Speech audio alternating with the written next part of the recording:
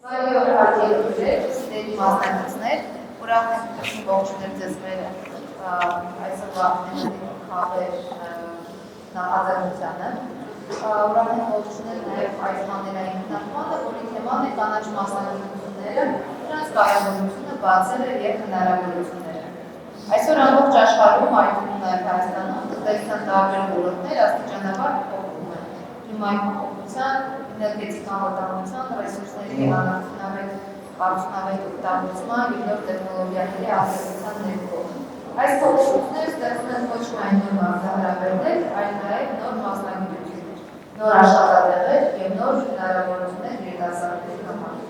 Կանաչ մասնագիտությունները միայն բնապահպանների կամ էներգետիկների մասին չեն, այսօր արդեն կարևոր են դառնում այն մասնագետները, ովքեր կարողանում են մտածել կանաչ զարգացման, ներկայացնավետության, կլիմայական ռիսկերի, կանաչ ներդրումների, նորարար լուծումների մասին։ Այս քննարկման ընթացքում կփորձենք հասկանալ, ինչու են կանաչ մասնագիտությունները կարևոր, ինչ բացեր կան այսօր կրթության հմտությունների և աշխատաշուկայի միջև, ինչ հնարավորություններ կարող են բացվել երիտասարդների, համայնքների և մասնագետների համար։ Եվ այս քննարկմանը մասնակցում են մեր հյուրերը։ Կարեն Բադիշյանը, պարոն Կարեն Բադիշյանը, Շիրակի մարզպետարանի զարգացման ծրագրերի մշակման և իրականացման բաժնի պետը։ Պարոն Կարեն Ասատրյանը, վերականգնվող էներգետիկայի և էներգախնայողության հիմնադրամի տնօրենը։ Պարոն Խաչիկ Սահակյանը, կանաչ տեխնոլոգիաների հայկական կենտրոնի տնօրենը։ Եվ պարոն Տիգրան Սեկոյանը, որը հանդիսանում է միջազգային էներգետիկ փորձագետ։ Շնորհակալություն բոլոր բանախոսներին մասնակցության համար և սկսենք քննարկումը պատասխանելով նշված հարցերին։ Ինչու են կանաչ մասնագիտությունները կարևոր, ինչ բացեր կան և ինչ հնարավորություններ։ Շնորհակալություն։ Պարոն Կարեն Ասատրյան։ Շնորհակալություն։ Ես որպես պետության ներկայացուցիչ վերականգնվող էներգետիկայի հիմնադրամի տնօրեն փոքր ուզում ավելի նայել այս հարցի շուրջ, ոչ միայն կանաչ մասնագիտությունների շուրջ, այլ նաև էներգետիկայի ոլորտի մասնագետների շուրջ։ Սիրելի երեխաներ, դուք երևի տեսնում եք, թե ինչպես է էլեկտրական էներգիայի պահանջարկը մեծանում Արեստավի, արհեստական բանականությունը, էլեկտրական մեքենաները և ընդհանրապես էլեկտրոէներգիայի սպառումը Արեստավի մեծանում է ամբողջ աշխարհում, ամեն ինչ դառնում է էլեկտրական, ժամացույցներն են դառնում էլեկտրական, փոշեկումները եւ այլն, ամեն ինչ գնում է դեպի էլեկտրական սարքավորումների։ Այդ իսկ պատճառով էլեկտրոէներգետիկի մասնագիտությունը կամ էներգետիկի մասնագիտությունը դառնում է պահանջված։ Այս մասնագիտությունը արդեն երկար տարիներ պահանջված է եւ ես համոզված եմ, որ դառնալու է շատ ավելի պահանջված մոտակա ապագայում։ Այդ պատճառով ես շատ եմ կարևորում այս ոլորտում որակյալ մասնագետների պատրաստումը,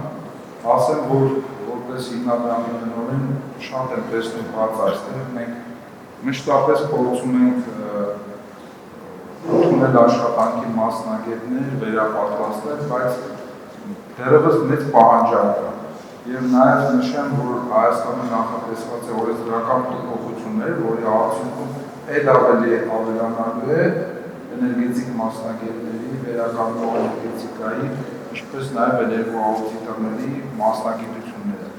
Մեծ պահանջարկ է լինելու, նաև ես ողջունի խոսքում նշեմ նաև, որ այս ոլորտը նաև բարձրատրվող ոլորտ է։ Ես մի փոքր ավելին ասեմ, այս ոլորտում մի քանի ուղղություններ կա մասնագիտությունների, որոնք ես կարևորում եմ և որոնց պահանջարկը երկրում կա։ Առաջինը իհարկե դա ավանդական դասական էներգետիկան է, դա տեխնոէներգետիկան է, ջերմոէներգետիկան է և հիդրոէներգետիկան է, որի միջոցով մենք գեներացնում ենք մեր էներգիայի 50%-ից ավելի։ Այդ մասնագիտությունը միշտ պահանջարկ կունենալու է մեր երկրում։ Հաջորդը, որը նաև շատ կարևոր է, դա ատոմային էներգետիկան է։ Այս պայծառությամբ մենք ունենք շատ մեծ բաց այս ոլորտում։ Եվ սա ամենազարգացող և եւ ամենապահանջված մասնագիտություններից մեկն է։ Ոչ միայն Հայաստանում, նաեւ ամբողջ աշխարհում։ Երևի լսել եք հեռուստատեսությամբ, որ Հայաստանը պլանավորում է կառուցել եւս մեկ նոր ատոմակայան, որը ավելի անվտանգ է եւ ատոմակայան ապահովում ավելի հաստատուն կայուն էլեկտրոէներգիայի արտադրություն, որը շատ պահանջված է հաշվի առնելով Հայաստանում կառուցվող արհեստական բնականության այդ հաբերը։ Հենց որ ես շատ ուրախ լինեմ տեսնել, որ դուք ընտրում եք ատոմային էներգետիկան, ինքը մի քիչ ավելի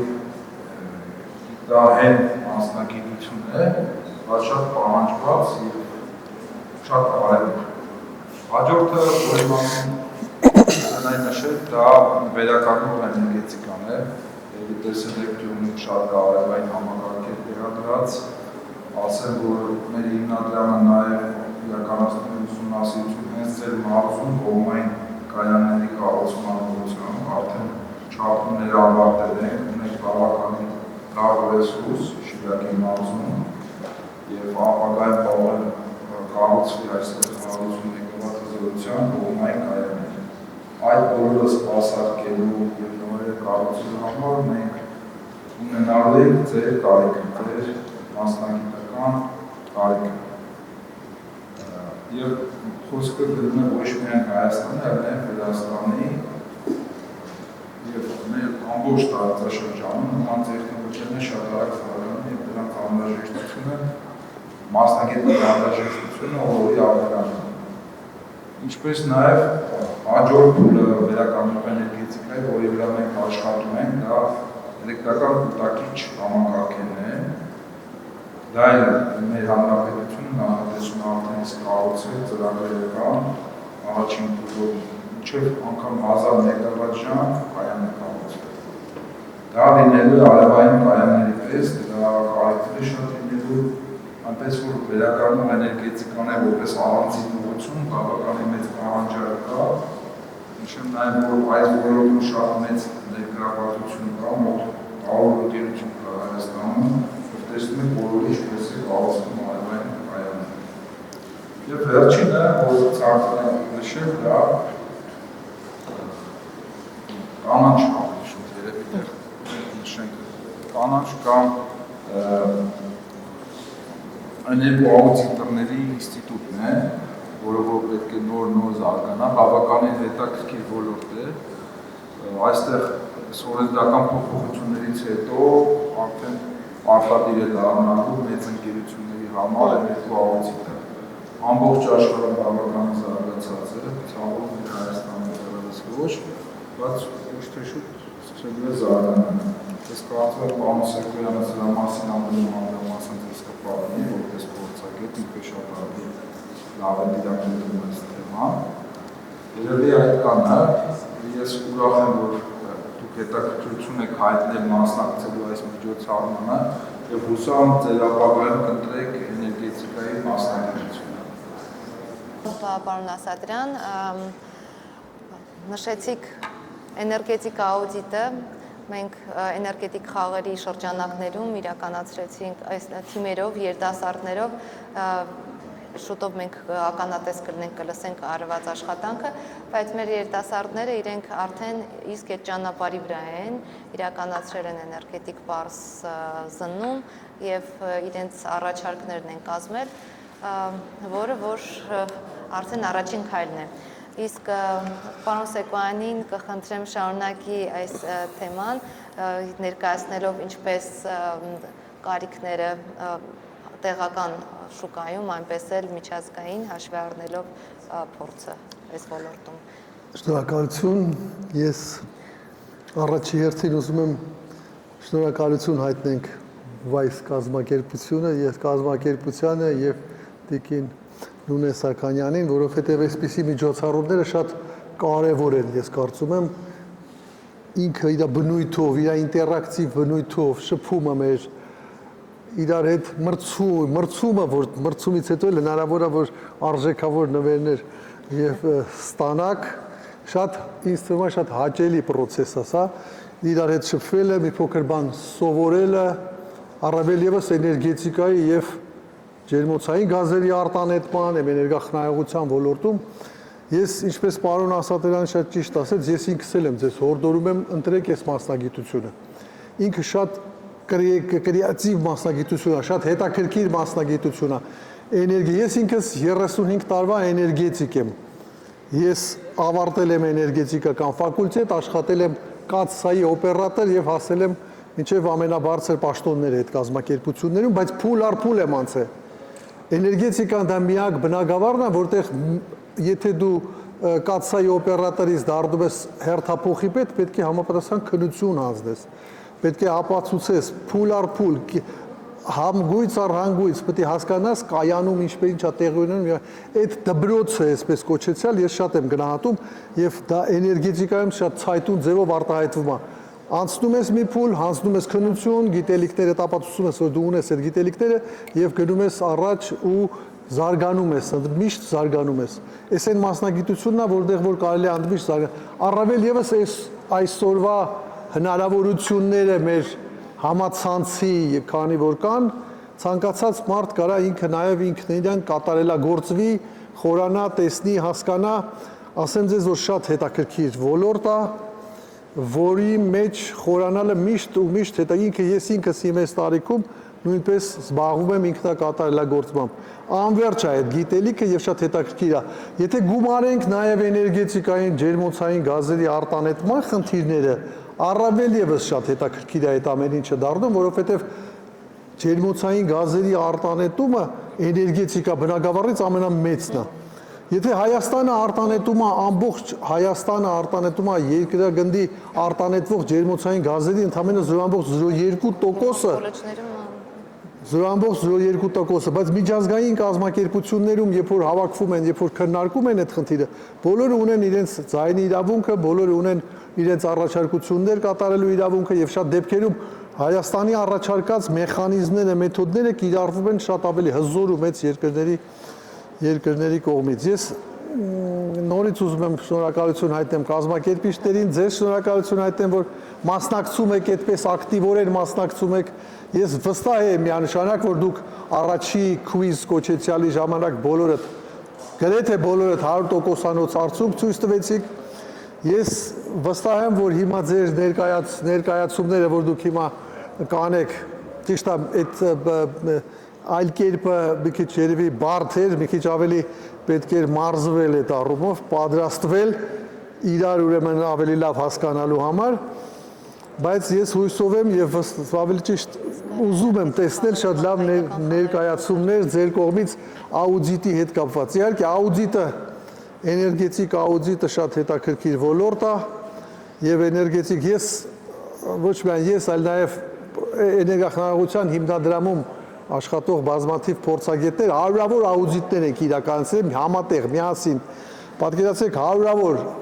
հազարավոր նույնիսկ աուդիտներ են իրականացրել եւ բնակելի շենքերում եւ հանրային շենքերում եւ արդյունաբերական էներգո աուդիտներ են իրականացրել։ Բոլորը ունեն իրանց յուրահատկությունը, բոլորը ունեն իրանց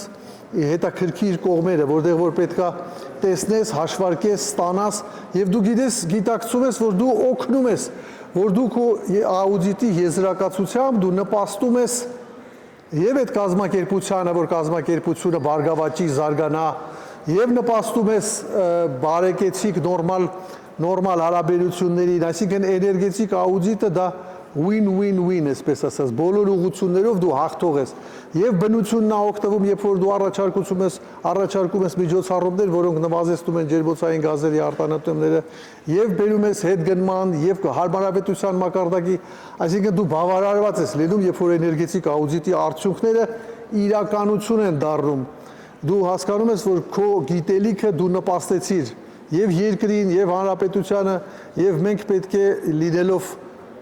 փոքր հանրապետություն աշխատենք մեր որակի վրա, երեխեք ջան, շատ կարդացեք, շատ ուսումնասիրեք, գիտակից մարդ եք տեսնում, այդ մարդուց վերցրեք այն ինչ որ կարողանում եք վերցնել ձեր ապագայի համար։ Նորից հորդորում եմ դառեք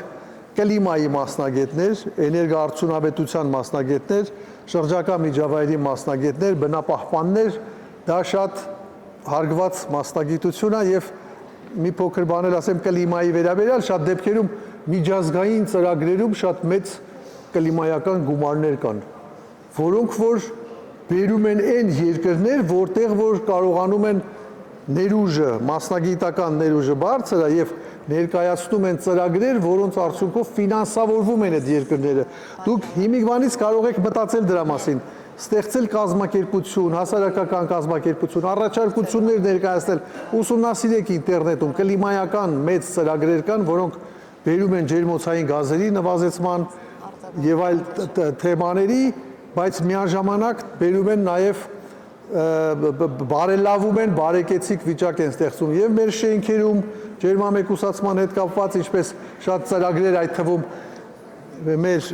հիմնադրամում իրականացվում են, պարոն Ասատրյանը չասեց, բայց ես ասեմ, որ բազմաթիվ ծրագրեր կան, որ իրականացվում են, որոնք նպաստում են եւ երկրի զարգացմանը, եւ գլոբալ ջերմոցային գազերի նվազեցմանը, եւ մեր բարեկեցության բարձրացմանը։ Ձեզ հորդորում եմ կրկին անգամ ընտրեք այս մասնագիտությունը, մասնագիտացեք, խորացեք, մի դադարեք, միշտ սովորեք եւ այսօրվա դրությամբ այդ հնարավորությունը կա։ Փառք Աստծո, դուք ունեք նաեւ Գյումրիում կենտրոն ունեք, պարոն Սահակյան Խաչիկը դրա մասին հույսով եմ կասի, դուք գիտեք եւ բոլոր տեխնոլոգիաները առկա են, կարող եք տեսնել, գնալ, մասնակցել եւ պրակտիկորեն, բացի տեսական գիտելիք նայես, պրակտիկորեն նույնպես ձեռք բերեք։ Շնորհակալություն Նունե ջան, ձեր այս միջոցառման համար, որ մենք էլ հնարավորություն ունեցանք մեր ապագա սերնդի, մեր այս գեղեցիկ երիտասարդության հետ շփվել, զրուցել։ Շնորհակալություն։ Շնորհակալություն, մենք էլ ենք շնորհակալ շարունակական համագործակցության համար։ Դուք ասացիք աուդիտորներով էներգետիկ արել եք հարյուրավոր, հազարավոր էներգետիկ աուդիտ, իսկ այդ էներգետիկ հարյուրավոր, հազարավոր էներգետիկ աուդիտը միայն իրանք են արել, այսինքն Հայաստանում մատերի վրա հաշված էներգետիկ աուդիտորներ կան։ Ճիշտ եմ ասում, բայց հնարավորությունները մեծանում են, ինչպես նշեց պարոն Ասատրյանը, օրենսդրական բարեփոխումները ստիպելու են, որ էներգետիկ աուդիտորների կարիքը լինի, անհրաժեշտությունը ու որակյալ աշխատանք անելու համար պետք է ունենալ համապատասխան մասնագետը, համապատասխան կրթությունը։ Ինչպես նաև նշվեց գումարների մասին, որ կան շատ ֆինանսներ, կլիմայական ֆինանսներ, որոնք ուղղվում են զարգացմանը, կայուն զարգացմանը, բայց էլի չունենալով մասնագետներ, այդ ծրագրերը չեն կարող իրականացվելու, որովհետև ի վերջո դա իրականացնում են մասնագետները, մարդիկ։ Եթե չկան ծրագիր իրականացնողը, չի լինի ծրագիրը եւ ֆինանսավորումը։ Եվ ես կուզեմ հարցս ուղղել պարոն Բադիշյանին, գիտեմ մարզպետարանը շատ ծրագրեր է անում շինարարական, կանաչ շինարարության բնակավարում, հաշվի առնում էներգոարդյունավետությունը, վերականգնվող էներգետիկ լուծումները, բայց շատ հաճախ բախվում են դրան, որ չկան համապատասխան իրականացնողները, ճիշտ է։ Կցանկանամ դուք էլ ներկայացնեք խնդիրը։ Շատ շնորհակալություն հարցի համար, իրականում ցավոտ հարց է, հարցի շուրջ ենք խոսում, որովհետև այն աշխատանքները, որոնք իրականացվում են Շիրակի մարզում, բազմազան են, ու հիմնականում հսկայածավալ աշխատանքներ են, որտեղ մի քանի տարբերակներով, հարթություններով մենք ունենք տարբեր ծրագրեր։ Ունենք սոցիալ-տնտեսական գիտական զարգացման ծրագրեր, սուբվենցիոն ծրագրեր, ունենք հրատապ ծրագրեր, ունենք տարբեր կառույցների, հիմնադրամների կողմից իրականացվող տարբեր ծրագրեր, այսինքն շինարարությունը մեր մարզում, այսպես ասած, մեծ հսկայական ծավալի աշխատանքներ իրականացնում, բայց այստեղ ունենք մասնագետների լուրջ խնդիր, ինչու՞մն է կայանում խնդիրը լուրջ, որովհետև երբ որ համայնքն է պատկերակում, հիմնական մեծ խնդիրը դրանում է կայանում, երբ որ համայնքների կողմից ճարտարապետահատակագծային առաջադրանքներ կան, այդ առաջադրանքների համար պետք է համապատասխան մասնագետը ճիշտ մուտակի ներկայացնի, որպեսզի նախագծողը կարողանա աշխատանքները արդյունավետ իրականացնել։ Այսինքն ի սկզբանե մենք ունենք մասնագետների համայնքներում։ Դրանից հետո գալիս է համապատասխան նախագծային կոնսուլտացիաները, նախագծերում ևս ունենք բաց, այսինքն կարելի է, որ մենք մրցույթներ ենք հայտարարում նախագծերի, մրցույթներին մասնակցում են հիմնականում երևանյան ընկերությունները, մարզերում շատ քիչ են, եւ այդ ընկերությունների ներկայացված առաջարկները եւ նախագծերը բազմազան սխալներով եւ ոչ նորմատիվ իրավական ենթադրենք շեղումներով ներկայացում են եւ գրեթե 6 ամիս տևում է կամ ունեցել եք նույնիսկ ծրագիր, 1 տարի տևել է մինչեւ կարողացել եք իրական այնպիսի նախագիծ ստանանք, որ կարողանանք այդ նախագիծը կյանքի կոչել։ Երկրորդ փուլը անցնելով սկսում ենք շինարարական աշխատանքները։ Շինարարական աշխատանքների ընթացքում ևս ունենք մասնագետների բաց։ Ինչի առումով, որտեղ ոչ բոլորը տեղյակ են էներգիաներով միջոցառումների ինչպես են լինում։ Վերականգնող էներգետիկայի բոլոր նորմատիվները ինչպես են հաշվարկվում։ Ջերմատեխնիկական հաշվարկները թերի են իրականացվում, այսինքն արտանետումները, սենյակային պայմանները, տանիքը, բալմանները, այսինքն հսկայական ծավալ աշխատանքները, քանի որ նախնականում իրենք շաբլոնային տարբերակով են օգտագործում եւ նոր նորարարական մոտեցումներ այստեղ մասնագետների հազար մի բանի խնդիրների առաջ են կանգնում։ Եվ այդ process-ների համար շատ կարևոր է այսօրվա դրությամբ իրականում երիտասարդները նաեւ ներգրավված լինեն այս ոլորտում եւ չեմ ասում որ բոլորը պետք է ներգրավված լինեն, բայց այստեղ ներկաներից ով ցանկություն ունի ներգրավի իր ոլորտում կամ ցանկացած պետք է լինեք հավաքվում։ Ցանկացած ոլորտում պետք է լինեք հավաքվում, որովհետեւ հաջողության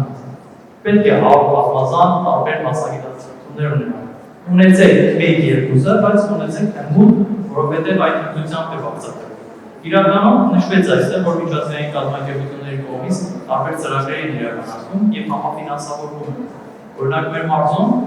տարբեր ծրագրեր, երբ որ իրականացվում են էներգիատնտեսության հետ կապված, վերականգնող էներգետիկայի, նաեւ միջազգային կազմակերպություններ են համամասնորեն իրենց մասնաբաժինը ներդրում։ Եվ պետությունը դա տեսնելով համայնքի ներդրումը գրեթե կարող է ասել կրկնապատկում է ներդրումները։ Այս առումով շատ կարևոր է։ Եվ որտորում ենք, այսպես ասած, մեր ապագա սերունդին, որտիսի իրենց հմտությունները, կարողությունները, որտեղ իրականում արդյունքան այնպեսի, որ ներկայիս ներդրումը ինքը այս հաջողություններ է բերում տնտեսությանը։ Եվ տնտեսության զարգացումը հիմնական առանցքային կետերից մեկը հենց էներգետիկան։ Կցանկանամ խոսքը փոխանցել պարոն Սահակյանին, համարում եմ, որ բավականին բարդ գործ եք վերցրել այս բացը լրացնելու եւ ծանր աշխատանք է նախ հետաքրքրություն առաջացնել, երկրորդը տալ որակյալ գիտելիք, կրթություն եւ հմտություններ, կցանկանամ անդրադարձ կատարեք եւ հետաքրքրվածության մասով երիտասարդների, ինչպես նաեւ այն հնարավորությունների, որ տալիս է կենտրոնը։ Շնորհակալություն Գյումրի Սահակյանյան, շնորհակալություն նաև այս միջոցառումը մասնակցելու համար եւ ինչպես ներկայացնում ես ներկայացնում եմ կանաչ կենտրոնի հայկական կենտրոնի հիմնականը եւ իմ աշխատանքային գործունեությունը ինձ է ստացվել, որ մշտապես հանդես եմ եկել միևնույն ժամանակ եւ կարգավիճակում եւ աշխատողի կարգավիճակում եւ հետազոտողի կարգավիճակում Ինչն է հետաքրքիր, նշվեց կանաչ մասնագիտություններ, շատ լավ են, բայց միևնույն ժամանակ այս կանաչ մասնագիտական հմտությունները ոչ միայն մեր մասնագետները պետք է ունենան, այլ ցանկացած մարդ պետք է ունենա, հատկապես գծեր մենեջերները թիմից դա կարող է լինել ենթադրենք վեշտարան կազմակերպության ղեկավար, կարող է լինել մեկ այլ ոլորտի, որ էներգետիկայի հետ ընդհանրապես կապ չունի, սակայն որոշակի այդ կանաչ հմտությունները, կանաչ կառավարումը կամ անունք էներգետիկ կառավարումը, այս հմտությունները պետք է յուրաքանչյուր ունենան։ Ինչպես նշեց պարոն Վանիշյանը, տեսեք շատ առաջադրանքներ են գալիս, տեխնիկական առաջադրանքներ են գալիս, որոնք թերի են։ Ինչի համար, որովհետև դա կազմել է որոշակի ղեկավար, որոշակի պատասխանատու մարդ եւ չունենալով կանաչ հմտությունների, կանաչ էներգետիկայի կառավարման որոշակի փորձ, որոշակի քաղաքական գիտելիքներ, նա չի ներգրավել տվյալ խնդիրը։ Եվ դրանից արդեն սկսվում է հաջորդ ավելի գլոբալ խնդիրը, որ դնում է նախագծողին։ Նախագծողը իր հերթին չի կարողանում դիապետել եւ չի կարողանում կապիտալին ասել, որ դեք ինչ կա, այստեղ կարելի է այս մոտեցումը կիրառել եւ արդյունքում ստանալ ավելի լավ էներգետիկ ցուցանիշներ, ավելի ցածր էներգիացարություն եւ վերջին ժամանակ ավելի բարձր էներգիաարդյունավետություն։ Եվ ընդհանուր առմամբ այս կանաչ մասնագիտությունները, իրանք պետք է ներգրավված լինել ամբողջապես, ամբողջ ոլորտի մեջ, կախված կախված չկա ինչ գործունեություն ենք իրականացնում։ Ինչ ներական է, վերջնական է, հասարակական ծառայություններ են, այս հիմնարար դեպքերը պետք է գտնենք։ Եվ հետո մասնագիտական առումով տեսեք, եթե մենք վերցնում ենք եւ սկսում ենք զուտ մենակ ինժեներիան ուսումնասիրել, մենք նորից խնդիրում ենք ինչի համար, որովհետեւ սա այնպիսի բազմազան է, որ մենք պետք է կարողանանք ճիշտ ընդգրկվել վերցնել եւ կարողանանք այդ ամեն ինչը տանել զարգացման։ Այսինքն պետք է հնարավորինս կազմակերպવાની զարգացած լինել։ Եվ այսօրվա շուկան ինչ է ցույց տալիս, Ժողովուրդ, տեսեք, ընդդիմություն է կայանում։ Այդ մասնակիցների սուգությունը, կայացած մասնակիցների սուգությունը այնպիսին է, որ նայում են, կա մասնակից, որը այսօր աշխատում է 2, 3, 4 կամ մի քանի տեղից պատվիրական ծառայություններ ունի, եւ կա մասնակից, որը տրվում է աշխատանք եւ չգտնի։ Ինչն է խնդիրը, ինչու է կայանում այս հարցը, որ այն կիսա թեժ այս տված հատված լինել եւ հետագայում այդ մարդը բողոքում է, ինչպես նշեցին մեր գործընկերները, այստեղ խիստ անհրաժեշտ է անընդհատ կառավարելագործել, անընդհատ զարգացնել։ Տեսնել, եթե որևէ տեղ կա էներգիա, ապա ինչպես կարելի է տնտեսել, քանզի դա ունի շատ նշանակություններ։ Տնտեսում ենք էներգիան, նվազեցնում ենք արտանետումները, տնտեսում ենք էներգիան, ունենք սոցիալական ազդակներ, ունենք տնտեսական ազդակներ։ Եվ նույն ձևով, այսինքն ձեր առաջարկներով, եթե դուք մոդելում եք, գիտեք, ամուսնված եք ինչ-որ բանի մեջ, մոդելում եք, ցանկացած տնտեսվարողի, ցանկացած բիզնեսմենի, ասում եք, գիտեք, մենք կարող ենք ձեր էներգետիկ ծախսը նվազեցնել։ Դուք իր համար ամենաընդունելի մարդիկ դառնաք, այսինքն եւ ֆինանսը կունենաք, եւ աշխատանք կունենաք։ Բայց այս խնդիրները լուծելու համար անհրաժեշտ է, որ ֆունդամենտալ կերտել, հատկապես բնական գիտությունները։ Նաեւ ինչ չէ, այսօր արդեն Հայաստանի Հանրապետությունում սկսում են ներդրել նաեւ էներգետիկ կառավարման ինստիտուտը համապատասխանության ստանդարտների։ Եվ այդ կառավարչական հատվածները նույնպես անհրաժեշտ է ճիշտ անել, այս բացները հարկա։ Եվ այդ ընդդիմությունները նաև պետք է ունենան սովորական կառավարիչները, ոչ էներգետիկ կառավարիչները, որովհետև այդ հիմնարար գիտելիքները եթե չունեն, ապա նրա տնտեսությունը ինքը ճիշտ ձևով չի կառավարվի, ճիշտ ձևով տեխնիկական առաջադրանքներ կամ համապատասխան հանձնարարականներ չի տա։ Եվ այս մասնագիտացման մասով նորից կգնեմ, որ ցանկալի է Ժողովուրդ ջան, հնարավորինս այն ֆունդամենտալ եւ կարողանանք լայն մտավորությունով մտնել թե աշխատաշուկա եւ տեխնիկական ցանկացած ծրագրի մեջ դուք կարողանաք հաստատ ձեր տեղ գտնել աշխատանքի։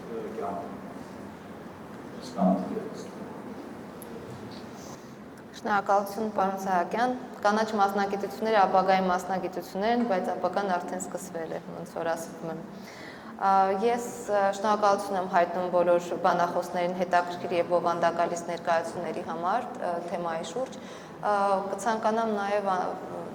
դիմել ձեզ հանդիսատեսներ, երիտասարդներ, եթե ունեք հարցեր, կխնդրեմ հիմա շատ լավ։ Նախ շնորհակալություն բոլորի տեղեկատվության կողմերի համար, մոտեցի երիտասարդներին, աշակերտներին։ Ինձ մի հարց եկավ։ Արդյոք մենք ունենք նախատեսված համայնքներում էներգետիկներ, որպես այդպիսին հաստիկներ, որ յուրաքանչյուր համայնք ունենա այդ էներգետիկը եւ զբաղվում իրար համայնքի շինությունների, կառույցների էներգարդյունաբերության, հենց էներգետիկ աուդիտով, էներգարդյունաբերության ուղղված ծրագրեր մշակելու համար։ Շնորհակալություն ձեզ հարցի համար։ Իրականում ունենք հաստիկներ, համապատասխան, բայց այդ հաստիկները, եթե մենք Շիրակի մարզում աշխատում ենք, ունենք 6 համայնքներ,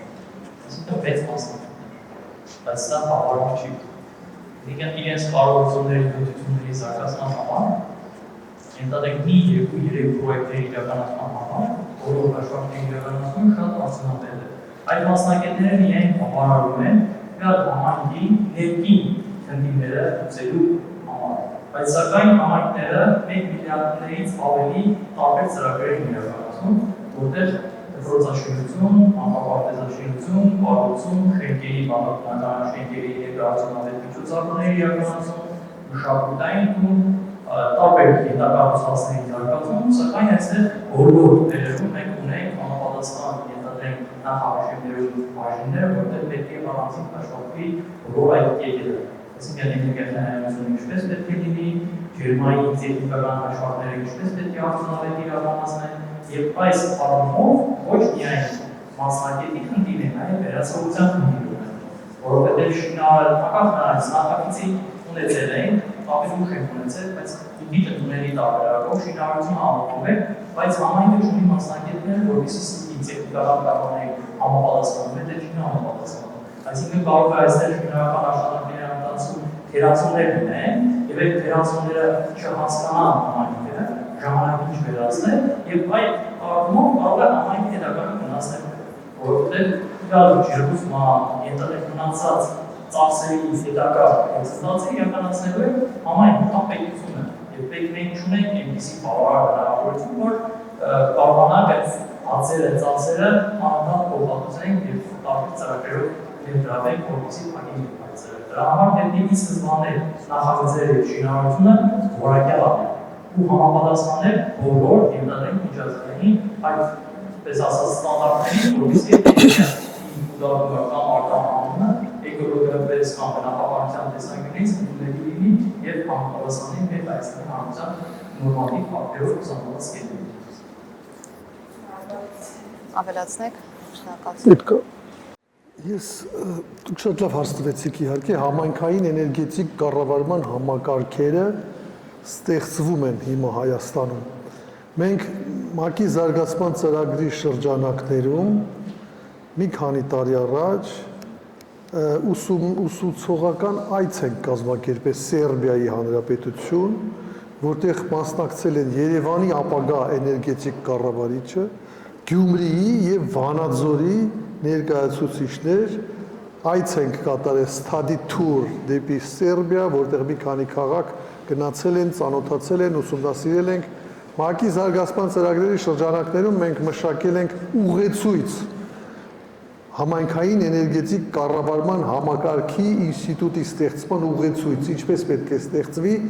ինչ քայլեր պետք է անի, ոնց պետք է դալի։ Նույնիսկ Երևանում դա դեռ ընթացքի մեջ է։ Նաև այլ համայնքներում այդ process-ը ընթանում է, ծրագրի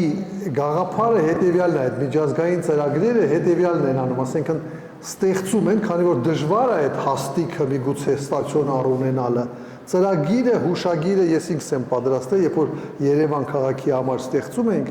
հուշագիրը, որ համագործակցության, ծրագիրը ֆինանսավորում է որոշ ժամանակ, 1 տարի, 2 տարի, 4 տարի, քանի դեռ այդ ծրագիրը գործում է, քանի դեռ ֆինանս ունի։ Ֆինանսավորում է այդ հաստիքը, ֆինանսավորում է այդ բաժինը, ընթացքի մեջ է դնում այդ աշխատանքը, այն պայմանով, որ երբ որ ծրագիրը կփակվի, դա շարունակական կդառնա քաղաքապետարանում, համայնքապետարանում եւ դա կմտնի որպես հաստիկ, կտեղավորվի իրենց հաստիկացուցակում եւ շարունակական բնույթ կստանա։ Այսինքն միջազգային ծրագրերը շատ դեպքում ստեղծում են, իմպուլս են տալի, սկսում են այդ աշխատանքը, հասկացնում են, որ պետք է աշխատել եւ դա պետք է իներցիայով շարունակվի արդեն բյուջեից, ֆինանսավորվելով քաղաքապետարանի համայնքի բյուջեից, հանրապետության բյուջեից միգուցե եւ այլն, այսինքն աշխատանք կատարվել է, կատարվում է եւ դա ընթացքի մեջ է։ Նաեւ պետք է բնականաբար լինի նախաձեռնությունը համայնքների կողմից, որպեսզի գիտակցեն, որ դա շատ կարևոր է, որտեղ դա հետ գնվող աշխատանք է։ Երբ որ լինում է էներգետիկ կառավարիչը վերահսկում է էներգախնայողությունը ընդհանրապես էներգահարցությունը, դա միակ ոլորտը, որը հետ գնում է բերում։ Եթե շինարարություն ես իրականացնում, այդ մեր վերջի դասընթացի ժամանակ ես նույնը ասեցի, երբ որ ճիշտ է, փոխարինում ենք, կատարում ենք վերանորոգման աշխատանքներ, հարմար, գեղեցիկ է, սիրուն է, մետլախ է, կաֆել է, բայց այդ մետլախն ու կաֆելը փողը հետ չի բերում։ Բայց եթե դու քու կացան, կատարելագործեցիր, ջերմամեկուսացրեցիր արտաքին պատող կոնստրուկցիաները, այդ ներդնումը վերադառնում է քեզ։ Մենք շատ այլ միջազգային ծրագրերի շրջանակներում ունենք նաև վերականգնվող հիմնադրամներ։ Ստեղծվում է հիմնադրամ, այսինքն լուսավորության օրինակ ծրագրով ՄԱԿ-ի զարգացման ծրագրերի իրականացվել է այդպիսի հիմնադրամ է ստեղծվել։ Առաջին ներդնումը, ասենց ասած, գրանտային ներդնումը կատարվում, փոխում ենք LED լուսերի, LED լամպերի, եւ դա բերում է 60, 70, 80% խնայողություն կախված թե ինչքան այդ ընթացքում կբարձրացնես հարմարավետության մակարդակը, որտեղ եթե հարմարավետության մակարդակը բարձրացնես, այդ մնացող գումարը նվազելու է որոշաբար։ Եվ դա տեղավորվում է ինչ-որ մի ֆոնդում, որը ունենում է վերականգնվող բնույթ։ Նույն երևույթը կա նաև մեր Հարգարժան պարոն Ասատրյանի կազմակերպությունում եւ վերականգնվող revolving fund կոչեցյալն է, որտեղ էներգախնայողությունը այտենց հատկություն ունի, փող է բերում։ Էներգախնայողություն, որ ասեցի, ինքը վերադարձնում է գումարը։ Դա պետք է կարողանաս կուտակել, նորից ներդնել, նորից կուտակել, նորից ներդնել։ Եվ համայնքային կառավարման, էներգետիկ կառավարման համակարգի էներգետիկ կառավարիչը հենց դա պետք է ստեղծի, գեներացնի, ապացուցի, համոզի համայնքապետին եւ այլ ղեկավարներին, որ դա անհրաժեշտ է եւ օգտակար է համայնքի համար։ Երկու նախատեսություններից ասեմ, որ նոր նախատեսված է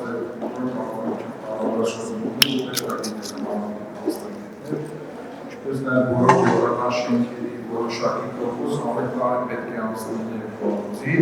պետք է վերազինվեն, ինչպես նաև մեծ կազմակերպությունները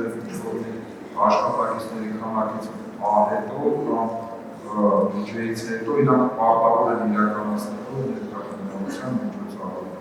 Դա նշանակում է, որ ուշ թե շուտ պետք է լինելու էներգետիկ կառավարությունների մասնագիտություն։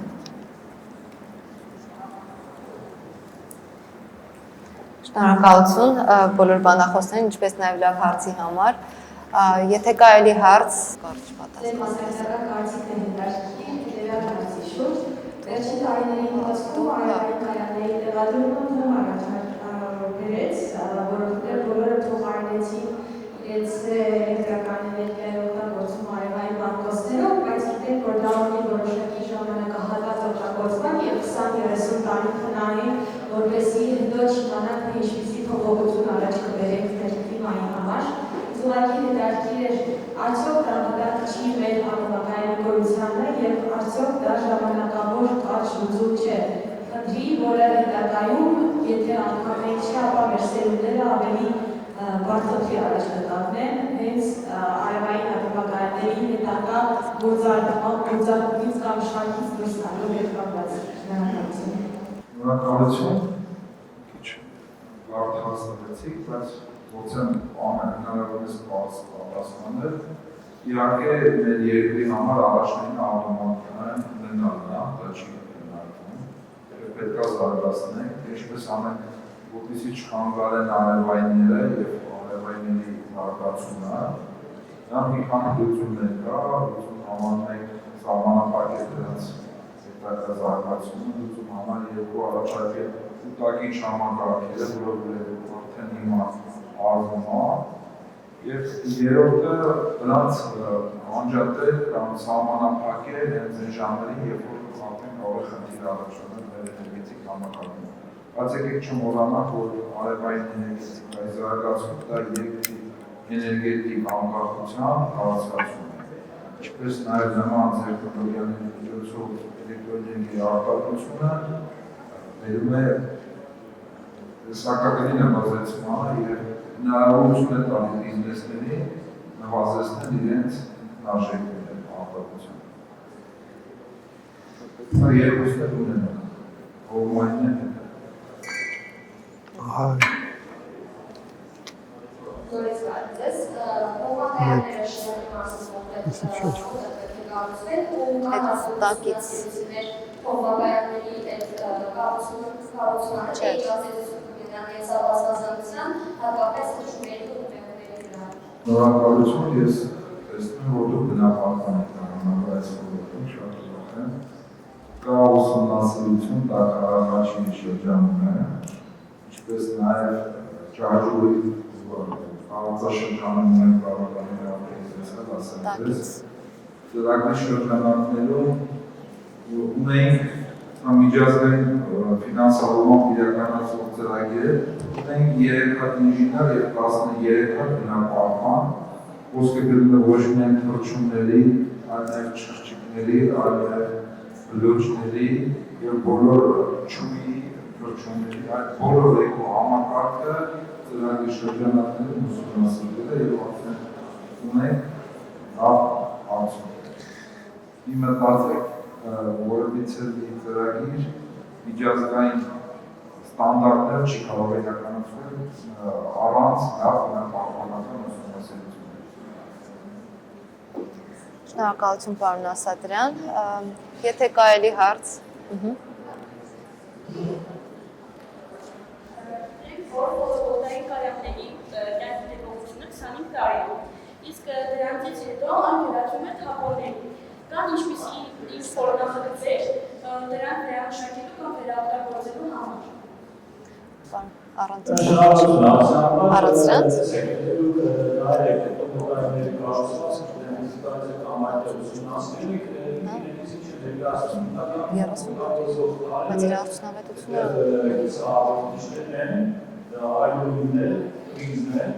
Եվ սամիտ տարի որը նշեցիք դուք,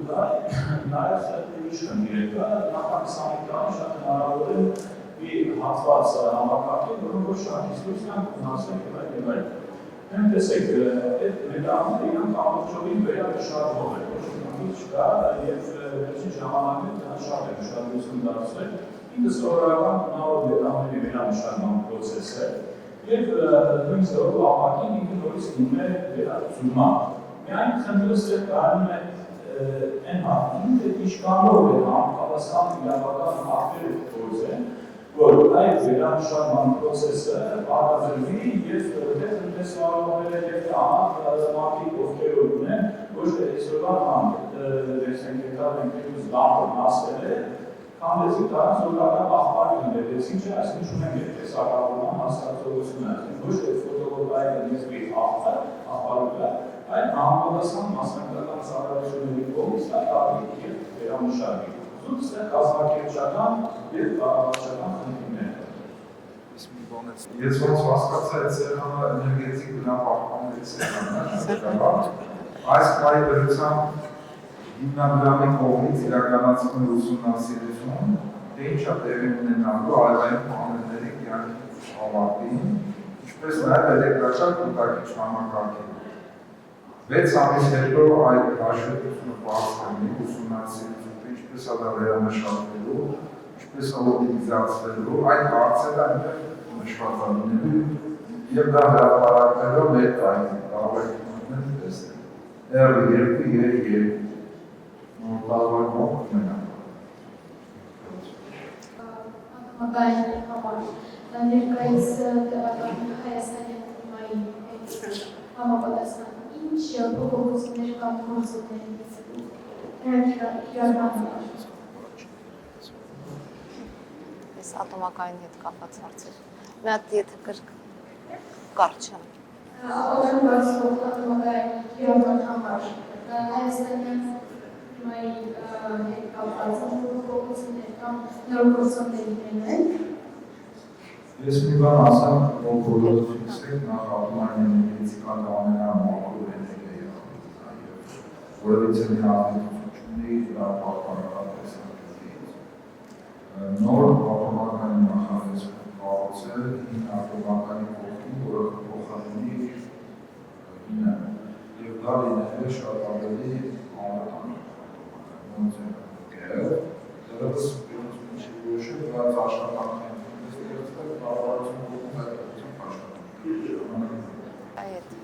ավելացնեմ, որ մենք մշակում ենք երկրի ջերմոցային գազերի արտանետման նվազեցման հանձնառություններ կա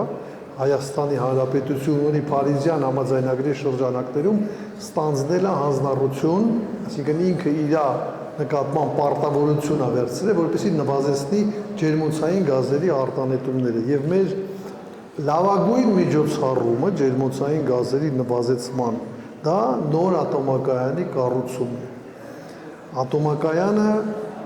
արտանետումներ, ջերմոցային գազի արտանետումներ չունի եւ ատոմակայանը համարվում է եւ այսօր էլ մենք երբ որ մշակում ենք միջոցառումներ, համարում ենք միջոցառումը նոր ատոմակայանի կառուցումն է։ Ինչ վերաբերվում է արև ատոմակայան, դա բնականաբար շատ կարևոր է եւ մեր էներգետիկան պետք է լինի դիվերսիֆիկացված։ Այսինքն մենք ունենք եւ ատոմային, եւ ջերմային, եւ արևային, եւ հողմային, եւ եթե այլ ձևեր կարող ենք ունենալ, մենք պետք է ունենանք երկրը ջերմային եւ այլ, ինչքան բազմազան լինի էներգիայի մեր ստացման աղբյուրները, այնքան ուրեմն մենք ավելի ապահով կլինենք, ավելի կայուն կլինենք եւ պետք է բնականաբար զարգացնել տեղական արտադրությունը, որպեսզի անկախությունը, նաև էներգետիկ անկախությունը լինի բարձր մակարդակի վրա։ Խնդիրներ շատ կան, բայց այսօր այդ օրը չի որ մենք խոսանք, որովհետև ատոմակայանի կառուցման հետ, ընտրության հետ, մոդուլային թե եւ այլ ջրաջրային այդ քննարկումները ավելի բարձր մակարդակի դեպքում է տեղի ունենում, մասնագիտական զուտ խնդիրներ բնականաբար գիտեք որ կան, ֆինանսավորման եւ այլ, բայց ես վստահ եմ, որ այդ խնդիրները բոլորը կլուծվեն եւ մեր էներգետիկան կմնա այս նույն զարգացած բարձր մակարդակի վրա։ Շնորհակալություն հետաքրքիր հարցերի համար եւ շնորհակալություն մեր բանախոսներին բովանդակալից պատասխաններ տալու համար։ Հուսով եմ վստահ եմ, որ հարցեր շատ կան եւ ամեն հարցի պատասխան նոր հարց է առաջացնում, բայց այսքանով կավարտենք մեր պանելային քննարկումը եւ կանցնենք մյուս փուլին։ Հիշեցնեմ, որ էներգետիկ խաղերը նախաձեռնությունը իրականացվում է Vice Team-ի կողմից, համագործակցությամբ մեր գործընկերների հետ, ֆինանսավորվում է CDR Economy ներառական ու կանաչ տնտեսական զարգացման ծրագրի աջակցությամբ, որն իրականացվում է Helveta շվեյցարական փոխգործակցության կողմից։ Շնորհակալություն եւ պատրաստվենք հիմա մեր ներկայացումներին։ Նոնա ջան, կխնդրեմ վիճակահանությամբ որոշենք հերթականությունը, ինչպես նաև հետո կխնդրեմ թիմերին օգնեն այս վերադասավորվենք, որպեսզի սկսենք ներկայացման փուլը։ Շնորհակալություն։